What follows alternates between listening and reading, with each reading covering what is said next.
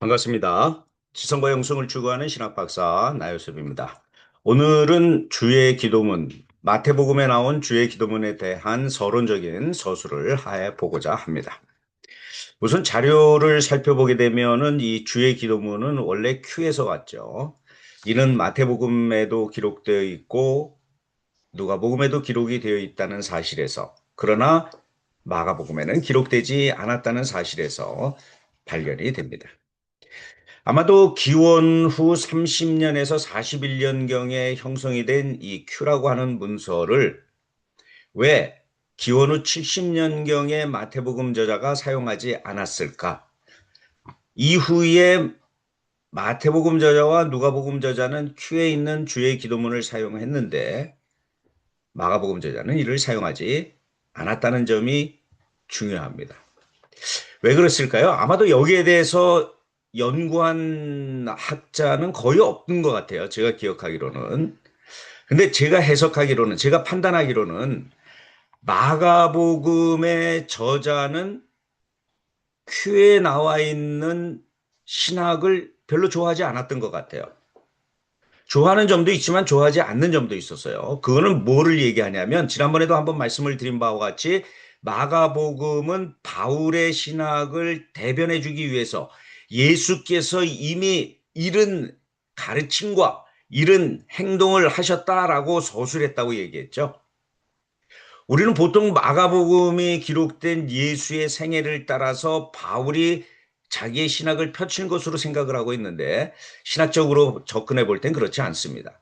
바울의 신학을 뒷받침하기 위해서 이후에 마가복음 저자가 마가복음을 저술하면서 바울의 신학을 뒷받침할 수 있는 예수의 사건들과 교훈들을 많이 만들어냈습니다. 그런데 큐에 있는 예수와 예수의 제자로부터 내려온 가르침과 신학이 바울의 신학하고 맞지 않는 거예요. 마가복음 저자가 볼 때에는 어떤 점이 특히 안 맞느냐? 속죄론에서 맞질 않았습니다. 바울의 신학은 어떤 속죄론이었어요? 대속론이죠. 그리스도가 우리를 위하여 죽으셨다. 우리의 죄를 위하여 죽으셨다. 그래서 마가복음 저자는 나중에 예수의 사건으로 뭐를 만들어서 넣었어요? 예루살렘 성전에 올라갈 때에 요한과 야고보가 각각 자기에게 예수의 오른쪽 왼쪽 자리를 달라고 할 때에 예수께서 뭐라고 그랬어요? 그들을 꾸짖으면서 나는 많은 사람들의 죄를 대속하기 위하여 온 제물이다. 10장 마가복음 10장 45절이죠. 속죄론입니다. 마가복음을 보면 우리가 죄를 용서받기 위해서 어떻게 해야 한다라고 하는 것을 기록하지 않았어요. 예수께 집중을 시켜버렸어요. 그게 바울의 신학을 마가복음에 반영한 것이죠. 그런데 큐에 있는 속죄로는 뭐예요? 우리가 우리에게 죄 지은 자를 사하여 준 것 같이 우리의 죄를 사하여 주옵소서라고 요구하는 것입니다. 어떻게 보면 자속론이죠. 마가복음 저자가 볼 때에 주기도문에 있는 이런 자속론적 가르침은 바울에게서 내려오는 대속론, 물론 이 대속론도 유대인 전승 가운데 원래 있었던 것이죠. 이 대속론하고 맞질 않는 거예요. 그래서 마가복음 저자는 주의 기도문을 사용하지 않고 대신 주의 기도문의 몇 가지 요소들을 뿔뿔이 사용을 했죠. 예를 들면 우리가 시험에 들게 하지 마옵시고 하는 이런 내용을 나중에 겟세마네 기도하시는 예수에게 적용을 해버립니다.